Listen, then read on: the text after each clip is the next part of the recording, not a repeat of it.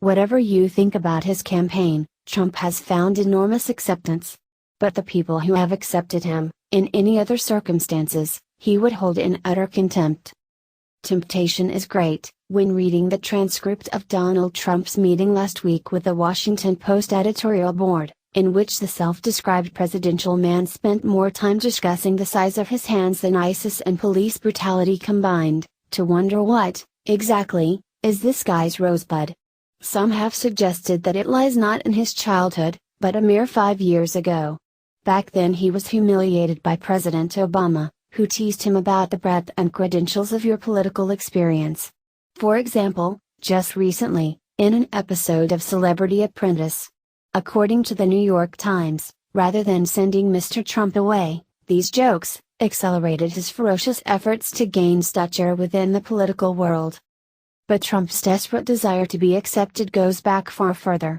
He loves to boast about his Florida mega property, Mar-a-Lago, taking journalists there in the hope of impressing them. "There are a lot of good-looking women here," he excitedly confided to one writer last year, by the salad bar. Yet according to Florida legend he bought Mar-a-Lago in 1985 only because the classy, to use one of Trump's favorite words, Florida private clubs declined his application for membership. So, as he has with American politics, Trump used his money to create his own club. And doubtless, to his mind, he made his classier. For all Trump's bluster about his billions, and partly because of it, he has never been accepted by the elite. At this year's Davos conference, there was much doomy talk about Trump's candidacy. The mega-rich stick together, but Trump's preference for flaunting his money over discretion long ago ruled him out of that club. Instead, with his fondness for slapping his name on everything up to and quite possibly including his toilet seat, Trump is more like a poorer person's fantasy of a rich man as opposed to one who has grown up around money, and for all Trump's claims about being self-made, he was born into great wealth. This goes some way to explaining his current popularity. Whatever you think about his campaign, Trump, a man composed of 90% head and 10% hair, has found enormous acceptance. But the people who have accepted him are the people who, in any other circumstances, he would hold in utter contempt. The New York Times recently looked into the demographics of Trump's supporters and the results were predictable. In the main, they are white, lacking in a high school diploma, unemployed or currently employed in dying blue-collar industries, living in mobile homes and angry. Whereas previous wealthy presidential candidates, Mitt Romney, John Kerry, have tried to play down their riches, Trump revels in his, and that's why these voters despise them and love him.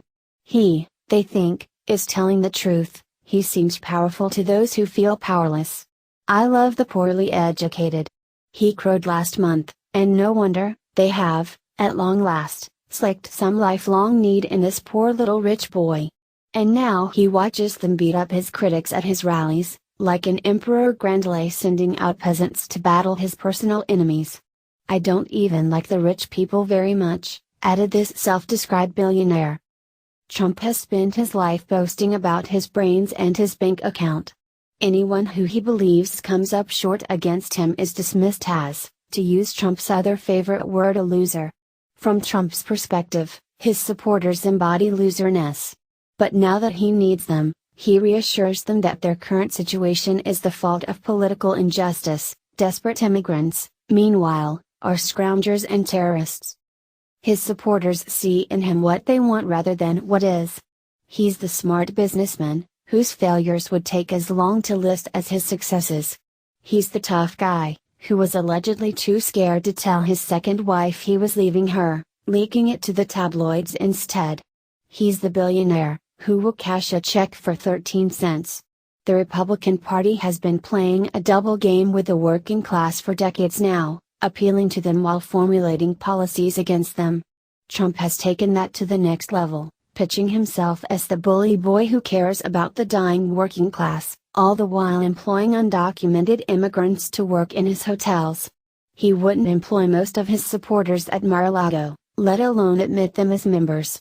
There's a word for a rich man who exploits the vulnerable for his own ego, and it isn't classy, it's, well, you know,